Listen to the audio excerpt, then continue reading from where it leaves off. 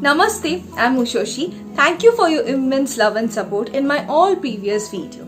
Now let's talk about today's topic, and today I will be redecorating my mom's phone cover. I will post a picture right over here. You can clearly see that it is an old cover. You can't use it anymore because neither it has any design or anything. So I thought that I will decorate it, and I made it like this, and you can see the difference clearly that I made this cover into this. And if you think that I did a great job, then please keep on watching. So this is the phone cover I will be using. So as you can clearly see that it is totally yellowish and it is extremely old. So for this DIY I will be using this Fevicryl's acrylic color. If you are not having this big bottle, you can get a small bottle of 15 to 20 rupees. And I'm insisting you, if you are doing this kind of DIYs, painting phone cases or painting any surface, you can use this Fevicryl's acrylic color because it is extremely smooth. There are camel, there is Prasto, but this color is magic. So for coloring this phone case, I will be using this kind of sponge applicator. If you are not having this kind of sponge applicator, no worries, you will get inside your watch box. I have collected this and I have kept it for this kind of DIYs. If you are not having this sponge applicator, you can easily use this. So now I will nicely color it. I will give 2 coats on this phone case. This is the preliminary coat, and the next coat will be the final coat with the sponge applicator, and I will be giving another coat with brush. I will tell you later why.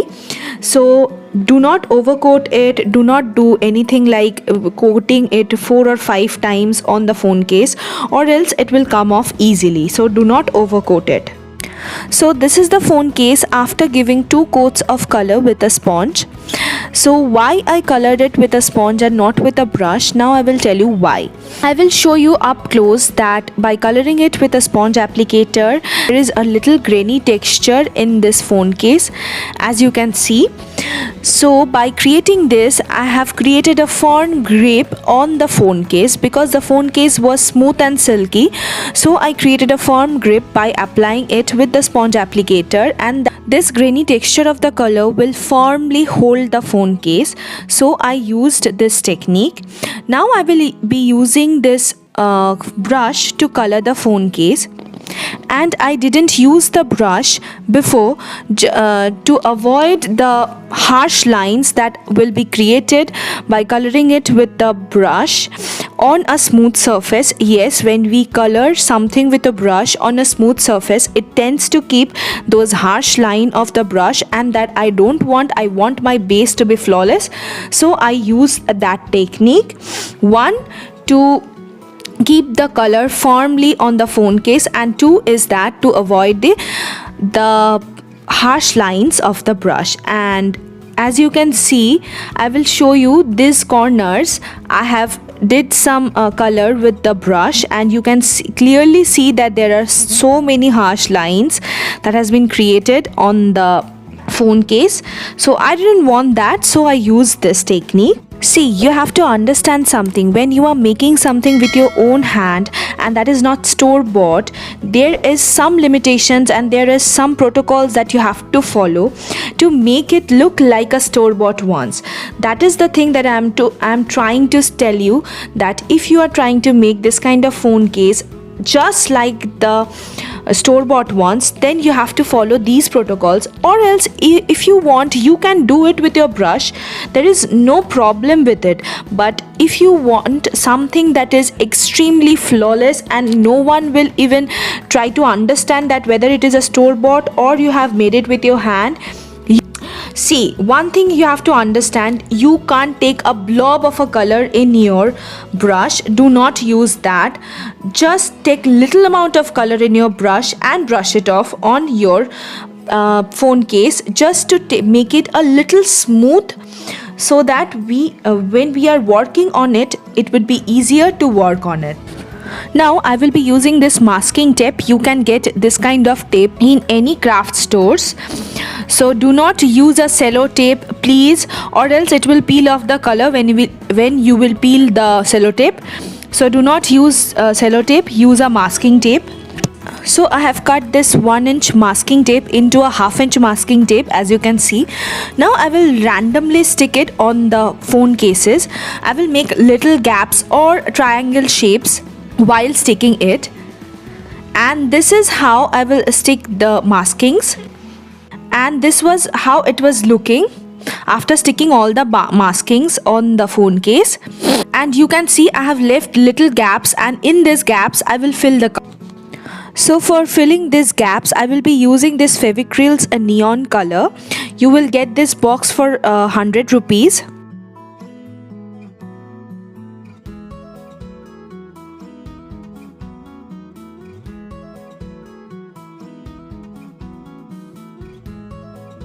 So after completely drying, I will peel off the maskings. Don't be in a hurry.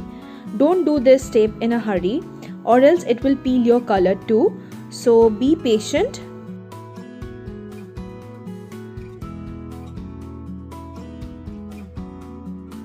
So as you can see, there are little smudging, and it is very okay. It can smudge. So now what I will do, I will just take a flat brush and I will just color those smudged areas with white acrylic color.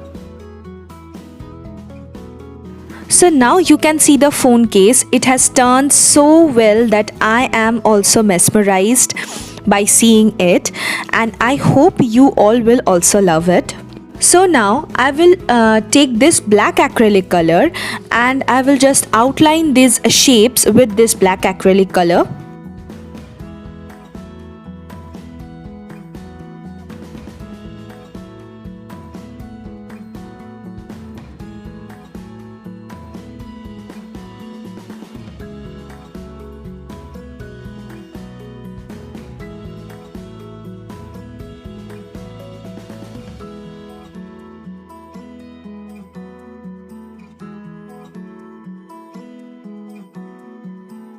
Now this is the last step and the most important step.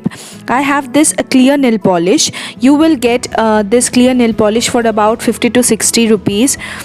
So what I will do, I will just pour the clear nail polish on the cover and I will brush it with the nail polish brush. So do not use any other brush or else the brush will be destroyed. So use that nail polish brush and brush it nicely on the cover. This step will seal your color forever, and I mean it, it will seal forever. It will never come off. Whenever you are putting nail polish on acrylic color, there is a chemical bond that happens within that will seal everything over there. So be patient and do this step nicely so that not an inch should leave. So this is pretty much it.